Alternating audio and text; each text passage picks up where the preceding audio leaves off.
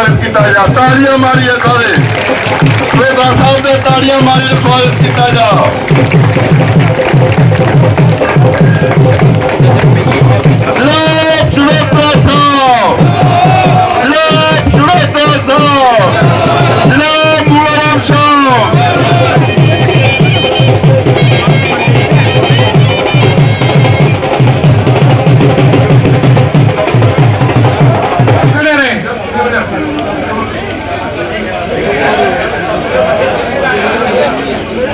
आजे मेहरबानी करें, आजे नीचे।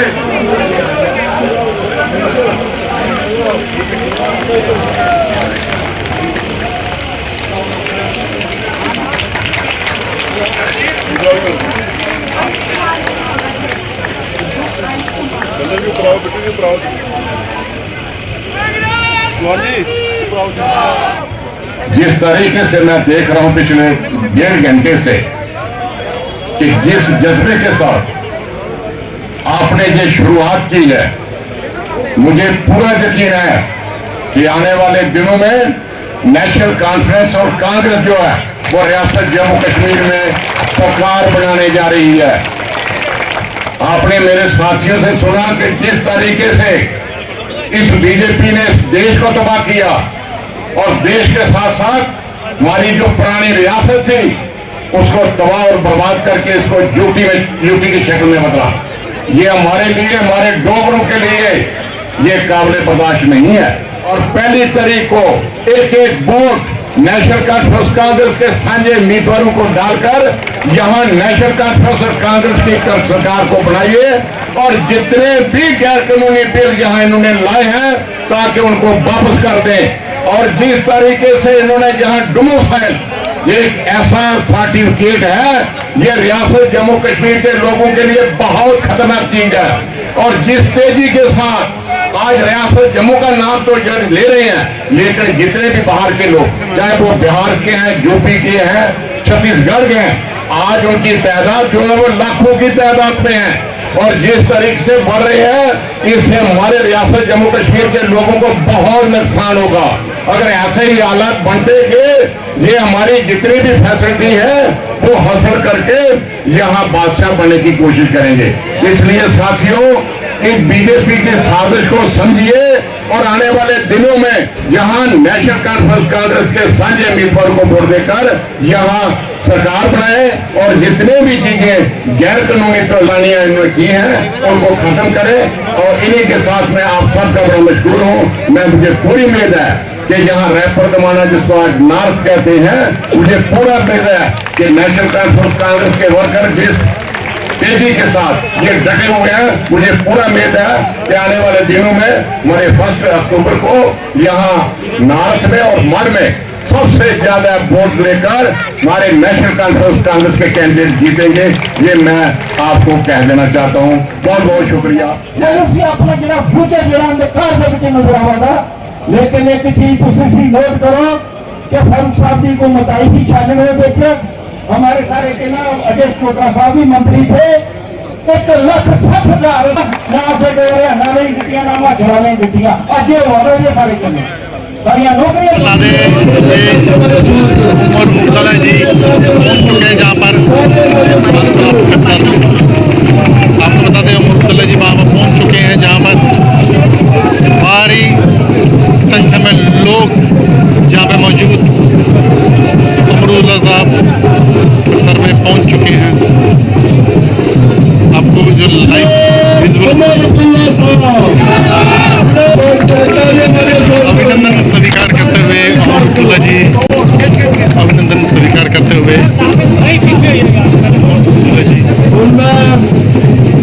जी आप लाइव विजुअल जेके प्लस न्यूज़ के माध्यम से आपको दिखाई दे रही है। पगड़ी पहनाकर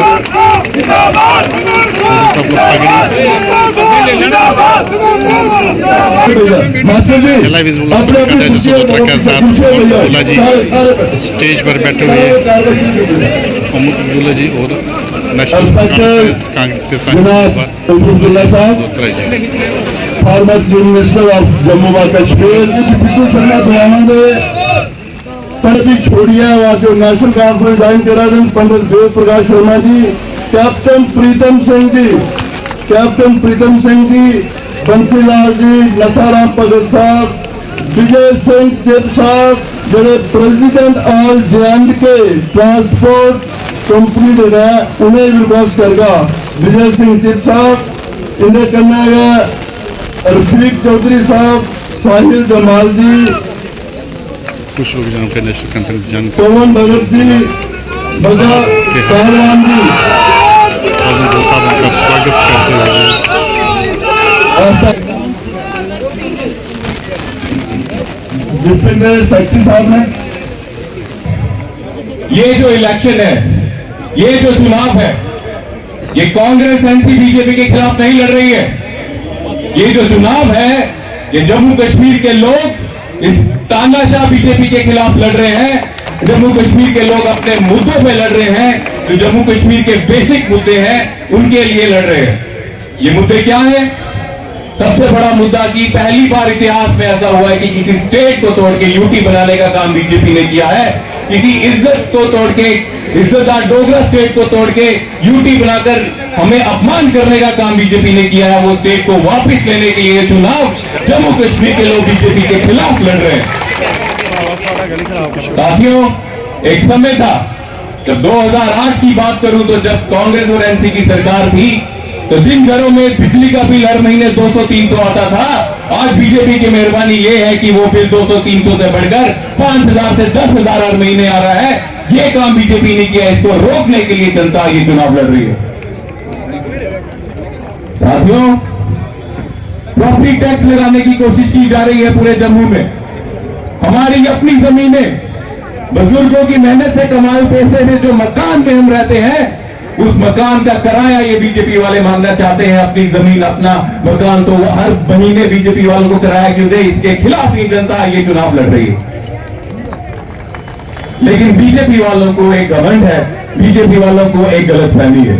वो गलतफहमी ये है कि बीजेपी वालों को लगता है उनको कामकाज करने की कोई जरूरत नहीं है। जब इलेक्शन आएगी, कुछ लोगों को गुमराह करके, कुछ मुद्दों पे लोगों को गुमराह करके वो फिर से वोट ले लेंगे। जिस तरह से एक छोटा बच्चा होता है साथियों, जो स्कूल में पढ़ता है और वो पूरे साल पढ़ाई नहीं करता, लेकिन जब वो स्कूल पेपर देने जाता है तो पुर्जी समझते हो ना? पुर्जी क्या होती है? डोगरे समझते ना पुर्जी क्या होती है? वो बच्चे ही लपी जाती एग्जाम से पुर्जी, और पुर्जी मार दो पास हो जाता। यही अगले साल फिर वो पूरे साल पढ़ाई नहीं करता, और जो एग्जाम आता पेपर देने जाता है तो पुर्जी मारिए फिर पास हो जाता है। उस धर्म के नाम से, जात के नाम से साडू बढ़िए तो फिर वोट लेना चाहते हैं। इस बार इनकी पुर्जी नहीं चल देनी, मेरी ये अपील है सारे वाले। क्योंकि अगर बीजेपी की सरकार बने तो वो जो छुरी चलती है ना, छुरी, वो महंगाई की छुरी, वो अनएम्प्लॉयमेंट, बेरोजगारी की छुरी, वो कोई जात कोई धर्म नहीं देखती साथियों, वो सब में एक बराबर चलती है। तो इस छुरी को रोकने के लिए आज वक्त की पुकार है कि बदलाव होना चाहिए, और बदलाव के लिए आप जम्मू नॉर्थ में जो सदोत्रा जी को, जो हमारे इंडिया अलायंस के कैंडिडेट हैं, एनसी पार्टी के कैंडिडेट हैं, उनको वोट दीजिए। और एक गुजारिश मैं आपसे जरूर करूंगा, जब मैं कैंपेनिंग करता था, जब मैं हर घर गली गली जाता था, तो बहुत लोग मुझे एक चीज कहते थे कि आप और एनसी अजय सदोत्रा जी एक साथ खड़े हो जाओ, कोई चांस ही नहीं कि तुम हार सकते हो। तो साथियों, आज एक साथ खड़े हो गए हैं ना, तो आज एक साथ खड़े हो गए हैं, तो आज दिखा दो बीजेपी वालों को कि हम मिलके लड़ेंगे, और इस तानाशाही सरकार जो बीजेपी की है इसको हरा के छोड़ेंगे। यही फल लेके आप सब जाएं और 1 तारीख को एनसी के बटन में जमुना पे वोट डालें। धन्यवाद। जय हिंद। और मैं सोच रहा था कि जैसे हमें उधर शाम का मैसेज था कि हम 3:30 तक आएंगे, मैंने सोचा था कि 3:30 तक तो आप इंतजार नहीं कर पाएंगे। मुझे मालूम नहीं था कि आप 5:30 तक भी इंतजार कर पाएंगे। मैं आपके सब्र को दाद देता हूँ, और ये दर्शाता है कि आपको कितना अकीदा है उमर अब्दुल्ला साहब से, नेशनल कांग्रेस से, डॉक्टर फारूक अब्दुल्ला साहब से, और आप किस तरह जोश खरोश से इस इलेक्शन में हिस्सा लेना चाहते हैं। उमर साहब खुद मसरूफ थे अपने इलेक्शन में। अभी कल इनकी इलेक्शन खत्म हुई, मैं इनका भी मशकूर हूँ ये आज यहाँ तशरीफ लाए। उमर साहब, इस इलाके में बड़ी मुश्किल है, इस इलाके के लोग सबसे बड़ी मुश्किल जो है इस वक्त, उसका कल आप सबके आशीर्वाद से, परमात्मा की कृपा से यहाँ आज अगर मैं आपके सामने खड़ा हूँ, कांग्रेस और नेशनल कांग्रेस का साझा उम्मीदवार हूँ, कल अगर परमात्मा की कृपा करने एमसी और कांग्रेस की सरकार आनी है, उमर साहब की आखिर चाहने कि उमर साहब इस इलाके के लोगों की जो मुश्किल है वो हल करना बड़ा जरूरी है। सब तो बड़ी मुश्किल है, पानी नहीं है, 20 दिन 24 दिन 10 दिन इस इलाके में पानी नहीं आता। इस 75 साल की आजादी के बाद इतने बड़ी असी बड़ी तरक्की की थी, जिथे 24 दिन पानी नहीं आए, उन्हें लोगों का क्या हाल होगा वहां पर, किया वो अपना गुजारा करते हैं। एक और सब तो बड़ी मुश्किल है, इतने जरा एक गंद का ढेर लाया उन्होंने साहब सारे शहर का गंद इतने इकट्ठा किया, और उस गंद की बदबू, उस गंद की बीमारी ये जिले तुम देखते हो कि आले दुआले के 10-15 पिंड जो वो दुखी ने इस गल को जेडे थोड़े काले ही ने तीन सामने मेरी समझ नहीं आती कि गवर्नमेंट करती क्या है, तीन काले वाले सामने फिर भी गंदगी का ढेर जरा चुकिया नहीं लगता कि ये गंदगी का ढेर बीजेपी की तबाही का संदेश लाएगा। एक स्वच्छ भारत है जिथे असं हर वेले बदबू, हर वेले मक्खियां इस हालात च रहना पौंदा है। बड़े अफसोस की गल है कि नौजवान जरा बेकार है, पिछले 10 साल की बेकारी और बढ़ी है। हिंदुस्तान की जिन्नी स्टेट की बेकारी है सब तो ज्यादा सारे बेकारी है, और उस बेकारी की वजह करने लोग सीधा नशे वाले पास जा रहे, कितने बच्चे नशे करने मरी है। आज उमर साहब आज तुझे गुजारिश करनी है, कल सरकार आनी है, सरकार आज तो आगे एजेंडा नशा मुक्त जम्मू कश्मीर। मैं चाहना कि सारा जरा जम्मू है एक टोटल नशा मुक्त हो, और नशा मुक्त हो सकता है ये बच्चे रोजगार मिले, बच्चे कहने खिलवाड़ नहीं हो तो 2 करोड़ का चांस नहीं देगी, तो 15 लाख की गल नहीं करे, बल्कि वो गल करने जी सच्ची गल है, असो गल कर आए वक्त है। आज तुझे टिचकरी बीजेपी करनी है, वो किया करनी है अलायंस का कैंडिडेट, कांग्रेस और नेशनल साझा कैंडिडेट, आवला बटन दबाना है, और बीजेपी वाले आखना ये होंगे जो जुमला असर भी जुमला करिए दसिया, असर भी कुछ करिए दसिए, अगर कोई सारे कदम करे जैसे को तैसा।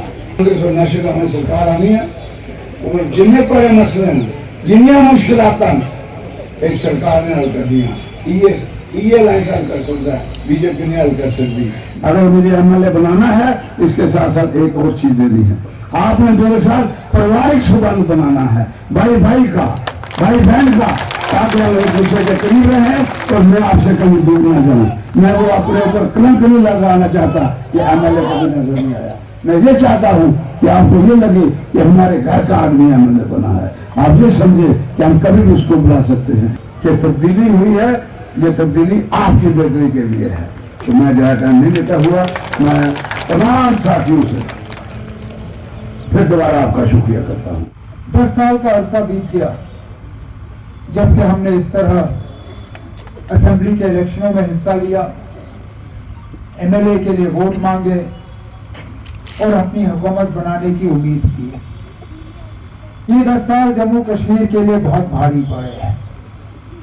इन 10 सालों में तबाही, बर्बादी, मायूसी, दुख, दर्द, इसके अलावा हमने शायद ही कुछ और देखा।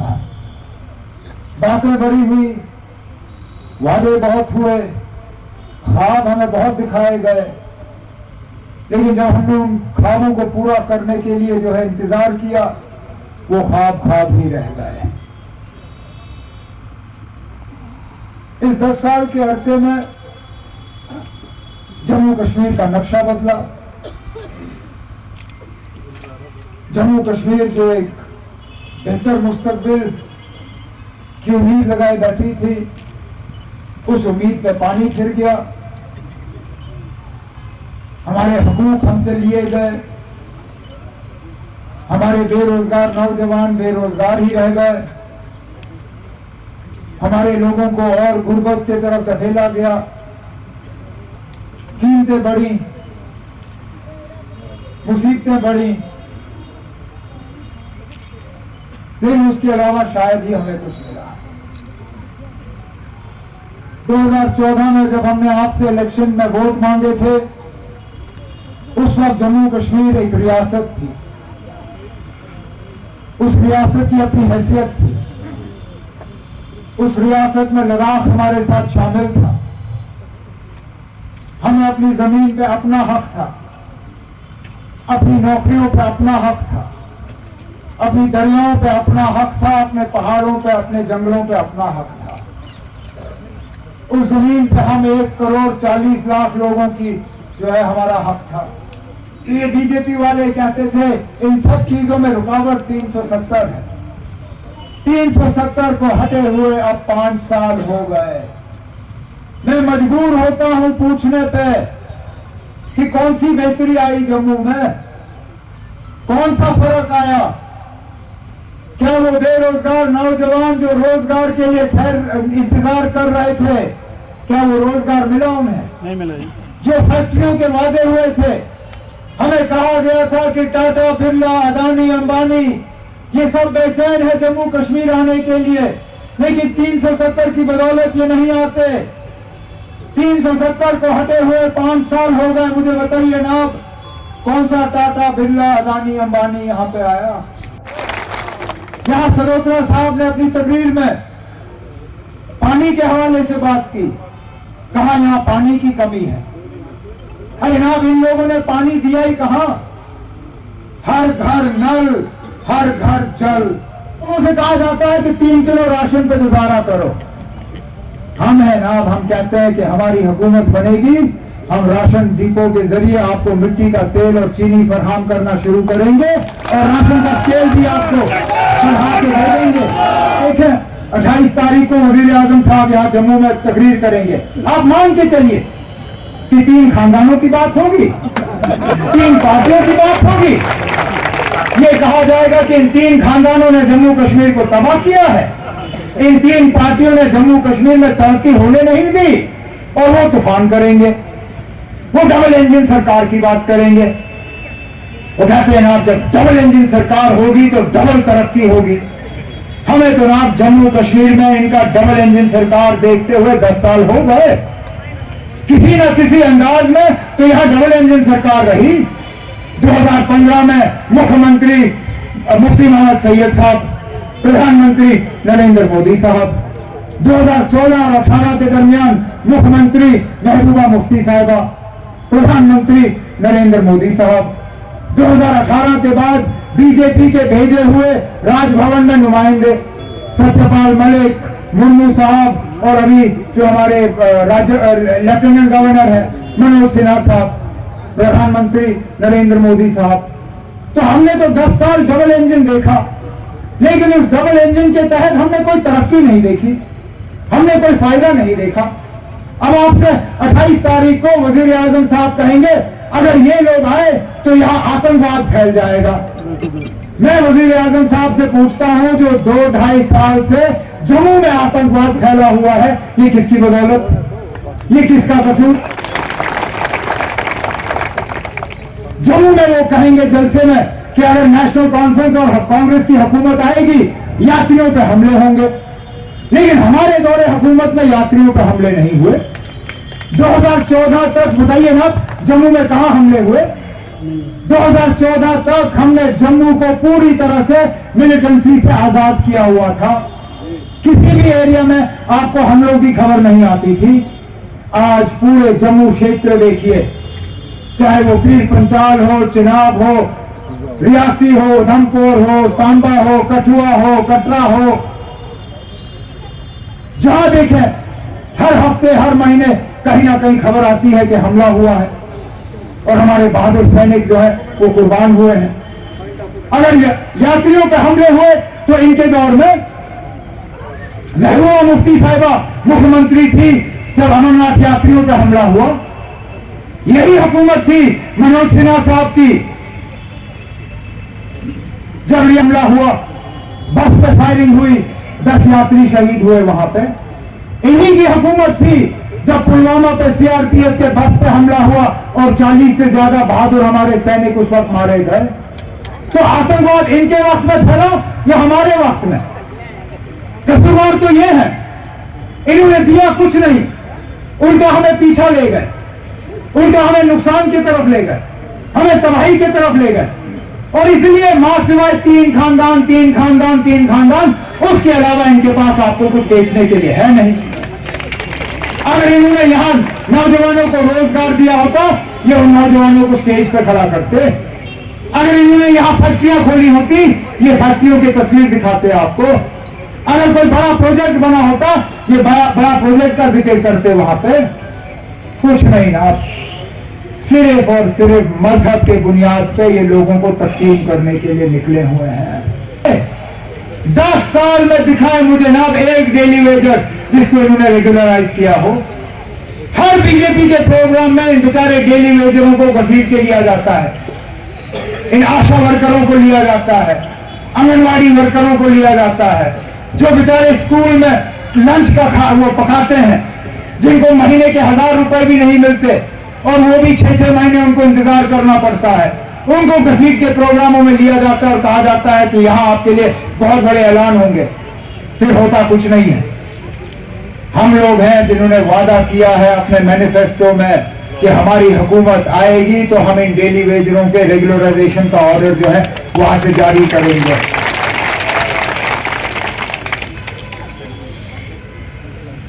इलेक्शन में उम्मीदवार हमेशा एक से ज्यादा होते हैं। वो बहुत कम लोग इतने खुशकिस्मत हैं जिनके खिलाफ मैदान में कोई नहीं उतरता। बदकिस्मती से सलोत्रा साहब इतने खुशकिस्मत नहीं हैं, इनके खिलाफ मैदान में कुछ उम्मीदवार उतरे हुए हैं। कितने? 17 उम्मीदवार।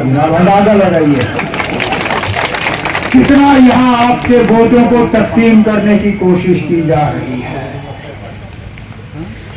लेकिन मैं आपसे यहां गुजारिश करने आया हूं कि मेहरबानी करके एकजुट होके आप लोग अपने बेहतर मुस्तकबिल के लिए अपने वोट का इस्तेमाल करिए। लेकिन अब इसकी कोई मजबूरी नहीं थी नेशनल कॉन्फ्रेंस के साथ अलायंस करने की। हम 90 सीटों पर अपने उम्मीदवार तैयार करके बैठे हुए थे। कांग्रेस भी 90 सीटों पर अपने उम्मीदवार तैयार करके बैठी हुई थी। लेकिन हमने जानबूझ के एक दूसरे के साथ मिलकर ये इलेक्शन लड़ा क्योंकि हम जम्मू कश्मीर के लोगों को साबित करना चाहते थे कि यहां बीजेपी के बिना हुकूमत बन सकती है और 8 अक्टूबर के बाद वो नेशनल कॉन्फ्रेंस और कांग्रेस की हुकूमत होगी। मैं पहले 2 फेजों के बाद थोड़ा सा इस चक्कर में था कि कैसा रहा हमारा, ठीक रहा नहीं रहा, कहीं कमजोरी तो नहीं हुई। लेकिन कल के बाद मैं अपनी जगह मुतमैन हूं कि हमारा परफॉर्मेंस बहुत अच्छा रहा। और आप मुझसे पूछोगे क्यों? एक में तीसरा था, लेकिन यहां पे सलोत्रा साहब का पहला नंबर बटन है।